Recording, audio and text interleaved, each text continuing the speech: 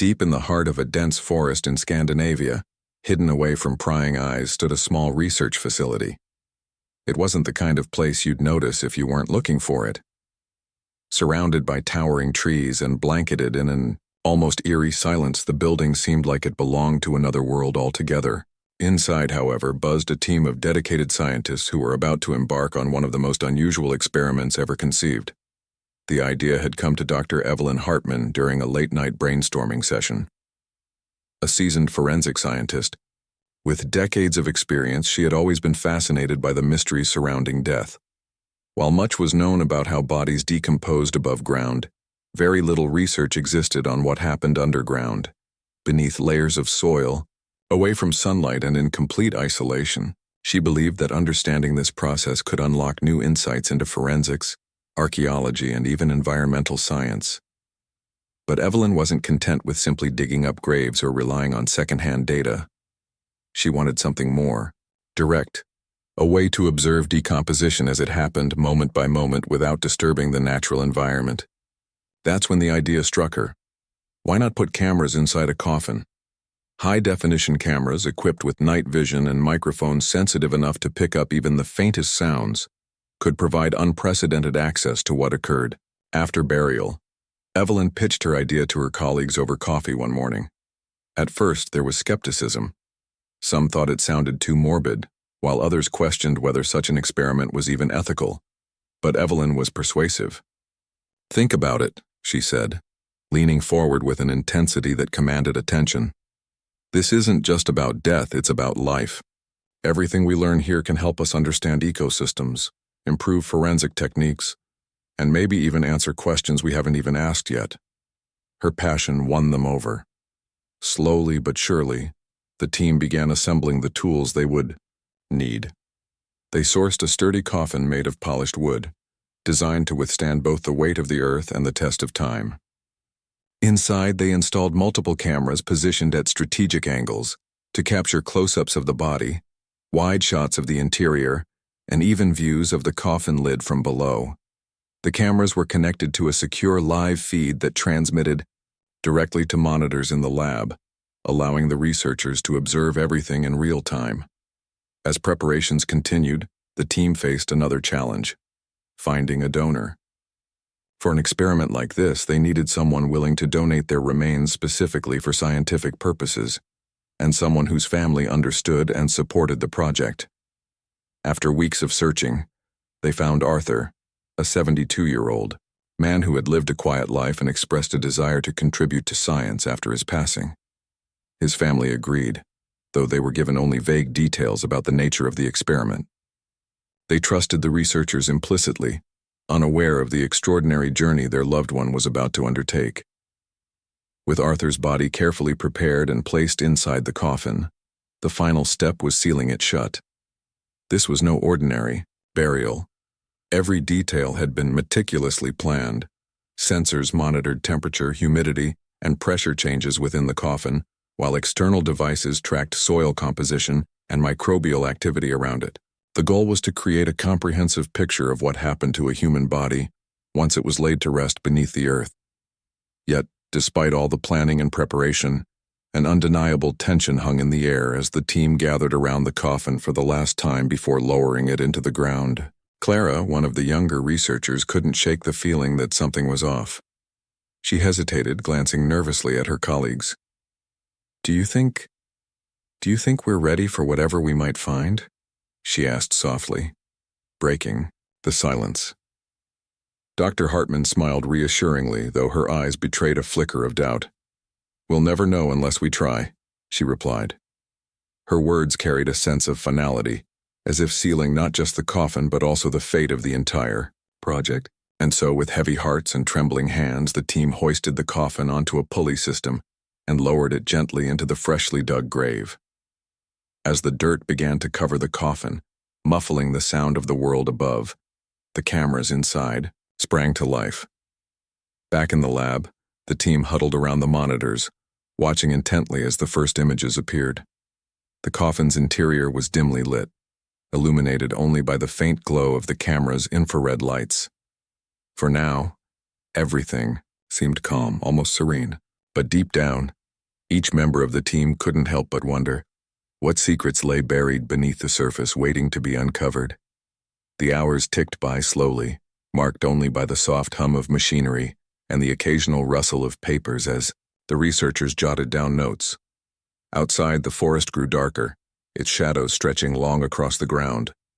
Inside the lab, anticipation mingled with unease. No one spoke much, save for the occasional murmur about adjusting camera angles or checking sensor readings. Yet, beneath the surface of professionalism, a shared curiosity burned brightly. What would they discover in the days and nights ahead? Would their experiment yield groundbreaking results, or something far more unsettling? And so, with the coffin, now resting 6 feet under, the true experiment began. The cameras rolled, capturing every second of what promised to be a journey unlike any other. Little did they know, the answers they sought might come at a price none of them were prepared to pay. The moment the coffin was sealed, a wave of quiet unease washed over the team. It wasn't just the weight of what they were doing, it was the finality of it. Arthur's body lay inside, still and silent, prepared for its role in an experiment that pushed the boundaries of science and ethics. The researchers had spent weeks ensuring every detail was perfect. The cameras were calibrated, the sensors double-checked, and the coffin itself reinforced to withstand both time and pressure. Underground. Yet, despite all their meticulous planning, there was something unsettling about closing the lid on another human being, even one who had willingly given his remains to science. Clara stood near the coffin, her hands trembling slightly as she adjusted one of the external monitors. She couldn't shake the feeling that this wasn't just another day at work. "It feels wrong," she murmured under her breath, though not loud enough for anyone else to hear. Her eyes darted toward Dr. Evelyn Hartman, who was busy overseeing the final preparations. Clara admired Evelyn, her confidence, her brilliance, but right now, she wished someone would voice the same doubts swirling in her own mind. Evelyn, however, seemed unfazed. She moved with purpose, inspecting each piece of equipment one last time before giving the signal to proceed. "This is groundbreaking," she said aloud, more to herself than anyone else. "We're pioneers. What we learn here could change everything." Her words carried conviction, but they did little to ease the tension in the room. Even Tom, the team's tech expert, who usually cracked jokes to lighten the mood, stayed unusually quiet as he secured the camera feeds. Once everything was ready, the team gathered around the coffin for what felt like a somber ritual. Arthur's name was engraved on a small plaque attached to the side, a reminder of the person whose contribution made this experiment possible. For a brief moment, everyone paused to reflect. No matter how clinical or scientific their approach, they were dealing with something profoundly human: death. And though Arthur had consented to this, knowing his remains would be used for research, none of them could ignore the gravity of what they were about to do. The coffin was lifted carefully onto a pulley system and lowered into the ground. Each movement was deliberate, almost reverent, as if the team wanted to honor Arthur in some small way. As the first shovelfuls of dirt began to cover the coffin, the atmosphere shifted. The air grew heavier, charged with an unspoken awareness that this was no ordinary burial. This wasn't just laying someone to rest. It was setting the stage for an observation that had never been attempted before. Back in the lab, the monitors flickered to life, displaying grainy but clear images from inside the coffin. At first, there was nothing unusual, just the faint outline of Arthur's body, motionless beneath the soft glow of infrared light. The team watched intently, jotting down notes about temperature readings and soil composition data streaming in from the sensors outside. Everything seemed normal, even mundane. But then something caught Clara's eye. "Did you see that?" she asked suddenly, pointing at one of the screens. The others turned to look, but whatever she had noticed was gone. "I thought I saw movement," she continued hesitantly. "Like maybe the fabric shifted." Tom leaned closer, squinting at the monitor. "Probably just settling," he said dismissively, though his tone lacked its usual certainty. "Things move when you bury them, Gravity, airflow, it's physics. But Clara wasn't convinced. She replayed the footage frame by frame, searching for any sign of what she'd seen. Nothing definitive appeared, yet the nagging suspicion lingered. Was it her imagination playing tricks? Or was there something else, something they hadn't accounted for?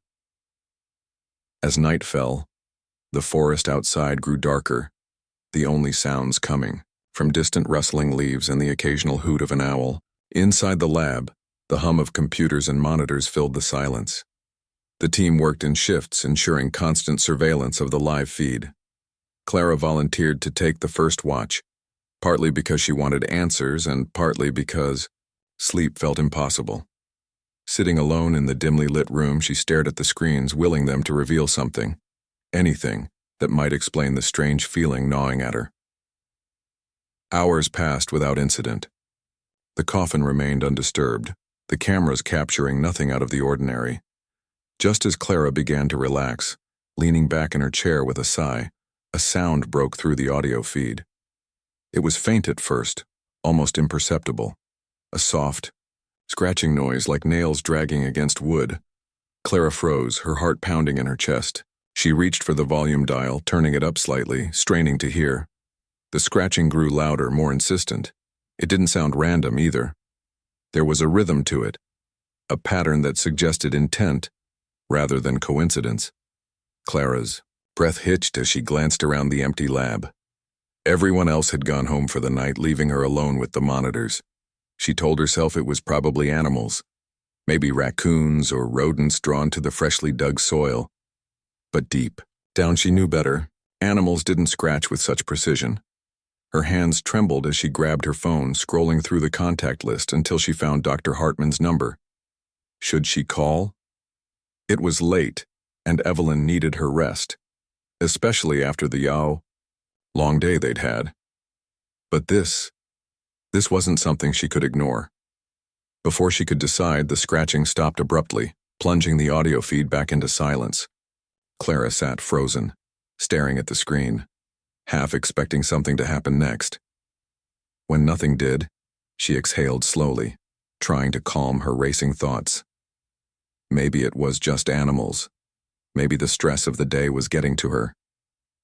Still, she couldn't shake the feeling that something was watching, not just her, but the coffin itself. The idea sent a chill down her spine, making her question whether they'd crossed a line they shouldn't have. By morning, the team reconvened in the lab, bleary-eyed but eager to review the overnight footage. Clara recounted the scratching sounds, playing the audio clip for everyone to hear. At first, skepticism reigned. Tom insisted it was likely environmental interference, while another researcher suggested it could be tree roots shifting in the soil. But Evelyn listened carefully, her brow furrowed in thought. "We can't rule anything out," she said finally, her voice measured but tinged with concern. "Let's keep monitoring closely. If it happens again, we'll investigate further." For now the mystery remained unsolved. Yet as the team resumed their work, a new sense of unease settled over them. They had embarked on this project seeking answers, but instead they found themselves facing questions they hadn't anticipated, and perhaps weren't ready to confront. Whatever lay beneath the surface, hidden in the dark earth surrounding, the coffin was beginning to make its presence known. And as the days stretched on, the line between science and the unknown grew thinner with each passing moment.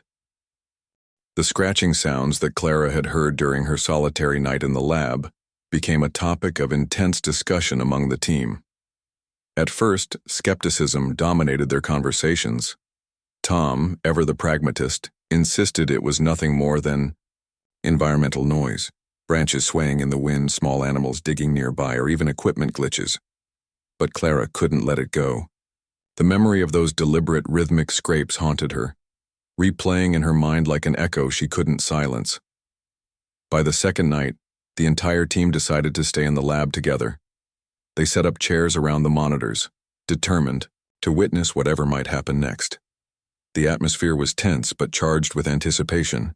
Each researcher brought snacks and coffee, trying to make the vigil feel less ominous, though no one could fully shake the unease lingering in the room. The forest outside was pitch black, its usual nocturnal symphony muted as if holding its breath. As midnight approached, the live feed from the coffin showed nothing unusual. Arthur's body remained still, the cameras capturing only the faint glow of infrared light reflecting off the polished wood interior. The soil sensors indicated stable conditions. Temperature, humidity, and pressure were all within expected ranges. For a while, it seemed like the previous night's incident had been a fluke, a trick of tired minds and overactive imaginations. But then, just as the clock struck 12:17 a.m., it started again. At first it was subtle, a faint tapping sound, barely, audible over the hum of the equipment. Then came the scratching, louder and more insistent this time. It wasn't random, there was a pattern to it, almost like Morse code. Tap, tap. Scrape, scrape. Pause. The rhythm repeated several times, sending shivers down everyone's spines. Clara instinctively reached for Evelyn's arm, gripping it tightly without realizing. "What is that?" whispered Tom, his voice trembling despite his earlier dismissiveness. He leaned closer to the speakers, adjusting the volume knob until the sound filled the room. Everyone fell silent, their eyes glued to the monitors as they tried to process what they were hearing. Evelyn stood up abruptly, pacing back and forth. Her face was pale, her lips pressed into a thin line. "It's not mechanical," she said, finally breaking the silence. "That's not interference or settling dirt. Something or someone is making that noise." The idea sent a collective chill through the group. Someone? How could that be possible? The coffin was buried 6 feet underground, sealed tightly, and surrounded by layers of compacted soil. No living person could have accessed it, not without heavy machinery, which would have been impossible to miss in the quiet forest. And yet, the evidence before them was undeniable. Clara pointed at one of the camera feeds. "Look!" she exclaimed, her voice cracking slightly. On the screen, a faint shadow moved across the lid of the coffin. It wasn't a reflection or distortion, it appeared solid, almost humanoid in shape. The figure seemed to pace above the coffin, casting shifting silhouettes as it moved. When the team zoomed in on the footage, their unease deepened. The shadow didn't match any known animal profile. Its movements were too deliberate, too controlled. "This can't be real," muttered one of the junior researchers, rubbing his temples as if trying to wake himself from a nightmare. "There has to be a logical explanation."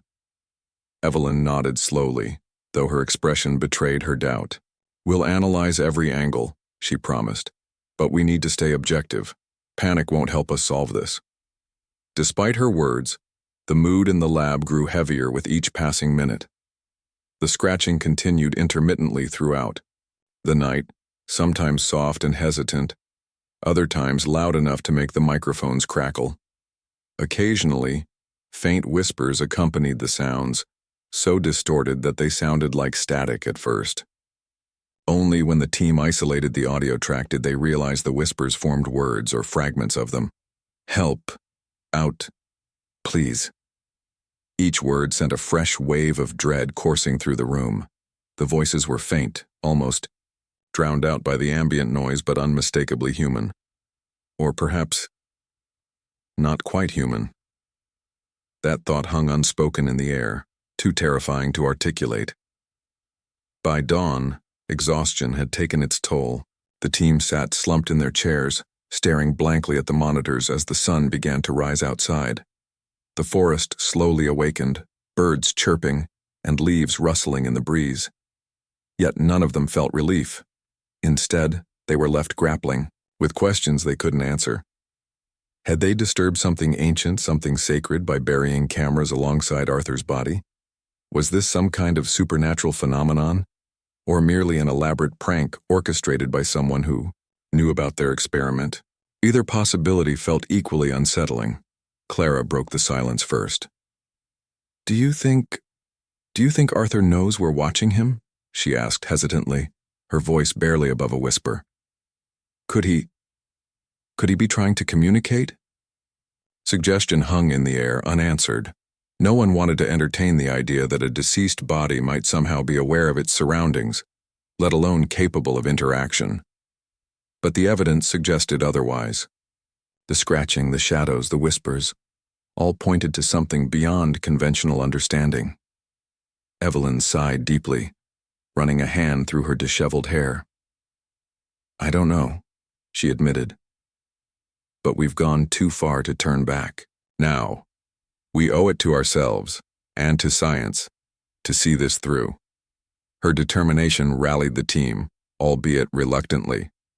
They agreed to continue monitoring the coffin, vowing to document every detail meticulously. Yet, beneath their resolve, lay a growing sense of dread. Whatever they had unleashed or awakened wasn't done with them yet. And as the days stretched on, the boundary between curiosity and fear blurred further, pulling them deeper into the unknown. For now, the coffin remained buried, its secrets hidden beneath layers of earth and shadow. But the team couldn't ignore the feeling that they weren't alone in their observations. Something, or someone, was watching them back, waiting for the right moment to reveal itself. The shadows on the monitors became a constant presence, haunting the team like an unwelcome guest. At first they tried to rationalize them, blaming faulty equipment, poor lighting conditions, or even their own fatigue-induced paranoia. But as the days passed, the shadows grew bolder, more defined. They weren't fleeting blurs anymore. They were shapes with purpose, moving in ways that defied explanation. By the third night of continuous observation, the team had established a routine of sorts. They worked in rotating shifts, ensuring someone was always awake and monitoring the live feed. Evelyn insisted on keeping detailed logs of every incident, the timestamps, descriptions of the movements, and any accompanying sounds. Despite her outward calm, there was a tension in her voice, a subtle edge that betrayed her growing unease. Even she, the most steadfast advocate for scientific inquiry, couldn't deny the strangeness unfolding before their eyes. On this particular night, Clara was paired with Tom for the late shift. The two researchers rarely saw eye to eye. Clara's cautious nature clashed with Tom's skeptical pragmatism, but tonight, they found themselves united by shared fear. The lab was eerily quiet, save for the hum of computers and the occasional creak of chairs as one of them shifted uncomfortably.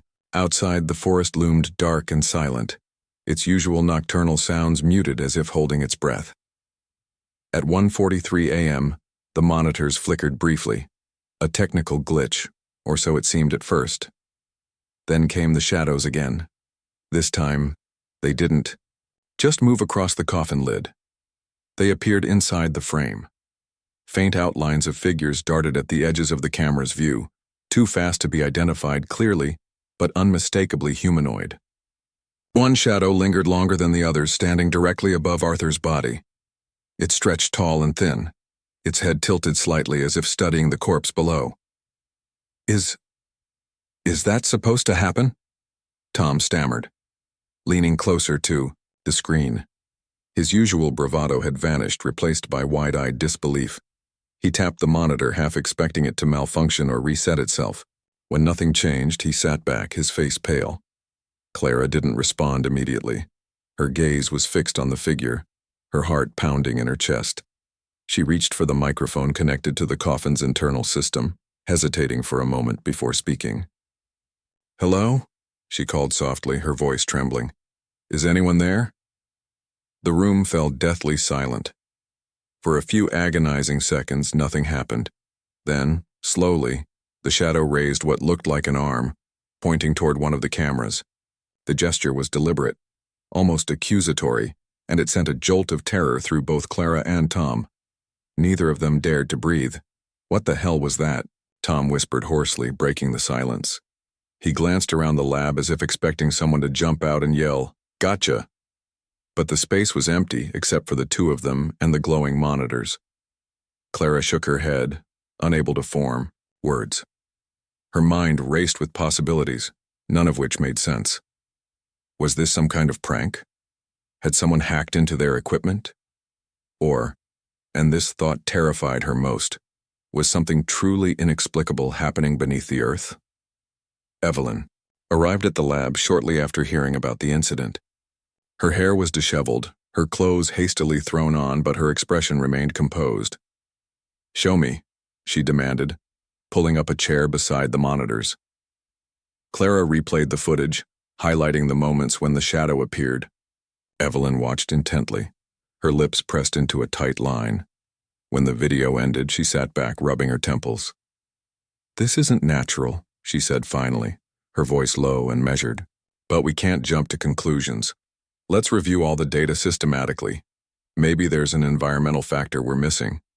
Her words offered little comfort.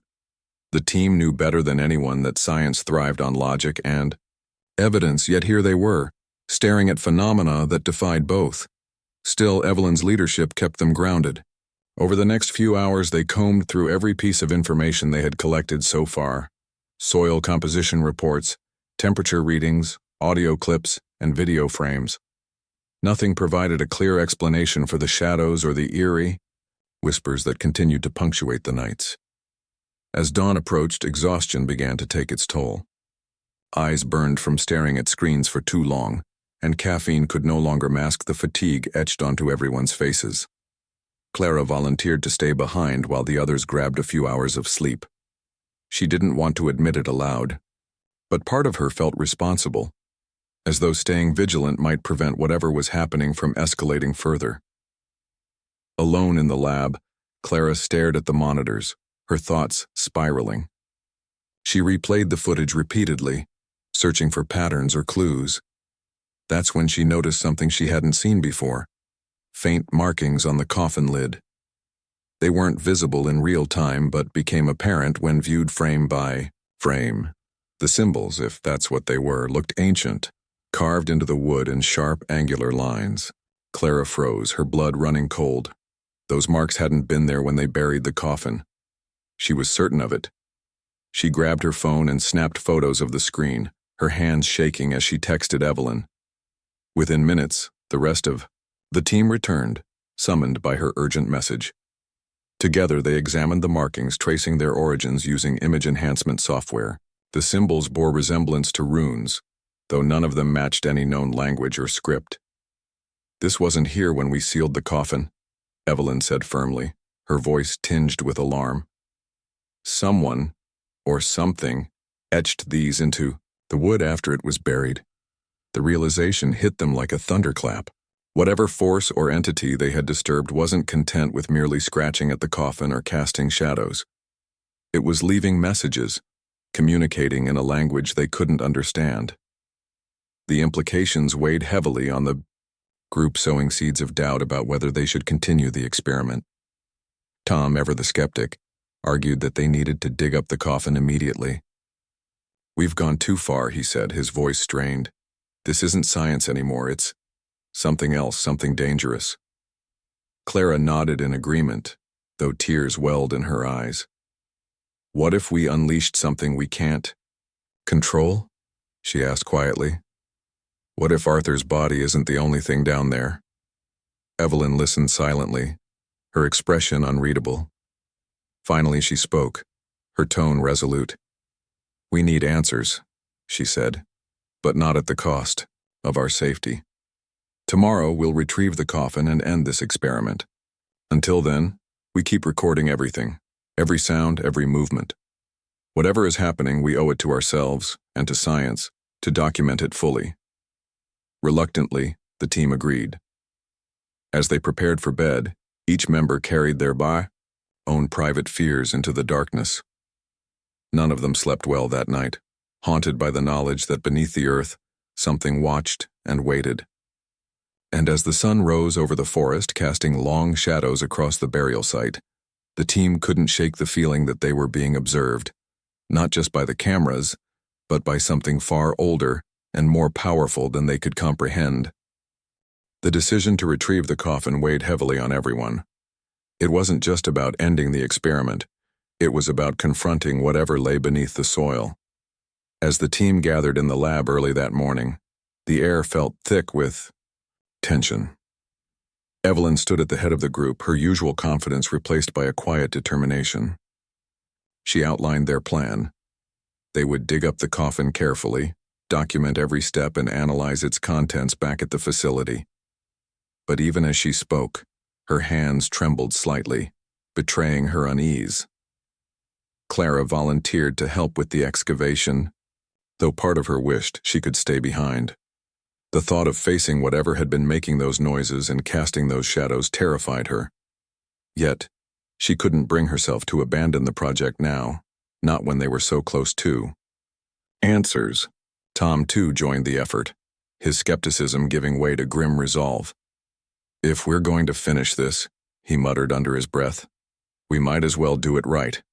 The forest greeted them with an eerie stillness as they made their way to the burial site. The sun filtered weakly through the dense canopy, casting dappled light onto the ground. Birds chirped faintly in the distance, but otherwise the woods were unnervingly quiet, as if holding their breath. Clara glanced around nervously, half expecting to see something watching them from between the trees. Nothing moved, but the feeling of being observed lingered like a shadow over her shoulders. When they reached the grave, the team paused for a moment, staring at the mound of freshly turned earth. It looked innocuous enough, a patch of dirt among countless others, but they all knew better. Beneath that surface lay not just Arthur's body, but also the source of the strange phenomena that had haunted their nights. Taking a deep breath, Evelyn signaled for them to begin digging. Shovelfuls of soil were lifted methodically, each movement deliberate and measured. No one spoke. The only sounds came from the scrape of metal against dirt and the occasional rustle of leaves overhead. Clara worked alongside the others, her muscles aching with each thrust of the shovel. Sweat trickled down her forehead despite the cool morning air, and her hands grew sore from gripping the handle tightly. Every layer of soil they removed brought them closer to the truth, and to whatever awaited them below. As they neared the coffin, the atmosphere grew heavier. The scratching sounds had stopped entirely since the previous night, leaving an unsettling silence in their absence. Clara wondered if the entity, or whatever it was, knew they were coming. Was it lying, in wait, or had it retreated deeper into the earth? Finally, after what felt like hours, the tip of the coffin emerged from the dirt. Its polished surface gleamed faintly in the dim light, untouched by the elements. The team exchanged uneasy glances as they cleared away the remaining soil. When the entire coffin was exposed, Evelyn knelt beside it, inspecting it closely. There were no visible signs of damage, no cracks, no scratches, nothing that suggested tampering.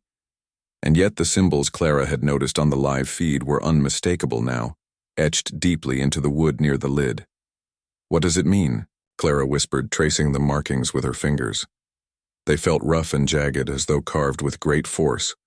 Her touch sent a shiver down her spine, as if the coffin itself carried some kind of energy. Evelyn shook her head, her expression grim. "I don't know," she admitted, "but we need to open it carefully." Using tools they'd brought along, the team pried the lid loose, bracing themselves for what they might find inside. At first glance, everything appeared normal. Arthur's body lay undisturbed, his features peaceful in death. The cameras mounted inside the coffin continued to hum softly, their lenses capturing every detail. For a brief moment, relief washed over the group. They hadn't found anything out of place. Maybe the whispers, the shadows, and the symbols were all products of their imagination, amplified by stress and lack of sleep. But then, Evelyn spotted something odd. Nestled near Arthur's feet was a small object, partially buried in the lining of the coffin. She reached in cautiously, her gloved hand trembling as she pulled it free. It was a stone, smooth and black with faint veins of silver running through it. The team gathered around, examining it closely.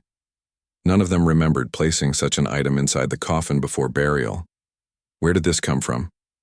Tom asked, his voice tinged with disbelief. He turned the stone over in his hand, studying its surface. It was cold to the touch, colder than it should have been given the mild weather. And when he held it up to the light, it seemed to absorb the glow rather than reflect it. Clara leaned closer, squinting at the stone. "It looks unnatural," she murmured, "like it doesn't belong here." Before anyone could respond, the wind picked up suddenly, swirling around them with unexpected intensity. Leaves danced across the clearing, and the temperature dropped sharply. The team froze, exchanging alarmed looks. Something wasn't right. Then the whispers returned, this time louder, clearer, and closer. They didn't come from the coffin or the monitors. They surrounded the group, echoing in the air itself. Fragments of words floated past their ears, disjointed but urgent. Leave. Go. You shouldn't be here. Panic rippled through the team. Clara clutched Evelyn's arm, her nails digging into the fabric of her jacket. We need to go, she pleaded, her voice barely audible over the rising din. Now. Evelyn hesitated, torn between scientific curiosity and self-preservation. Finally, she nodded. Pack everything up, she ordered, her tone sharp with urgency. We're done here.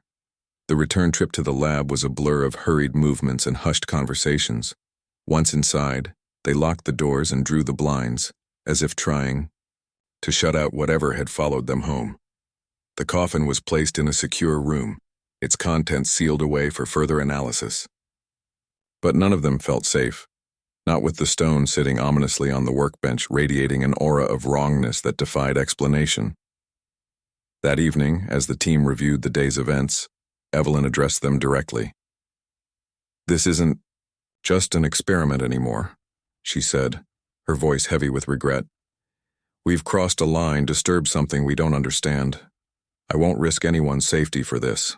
Tomorrow we destroy the footage, dismantle the equipment, and bury the coffin again, with proper rites this time. Her words brought a mix of relief and dread. While they were glad to end the ordeal, the unanswered questions gnawed at them. What had they truly uncovered? And more importantly, had they managed to escape unscathed, or had they invited something far darker into their lives? For now, the coffin remained closed, its secrets guarded by layers of wood and stone. But as the night wore on, the faint sound of scratching echoed once more, barely audible above the hum of the lab's machinery. Whether it came from within the coffin or somewhere else entirely, no one dared to investigate. Instead, they sat, in silence, listening to the whispers that refused to fade, and wondering if they had made a terrible mistake by opening Pandora's box.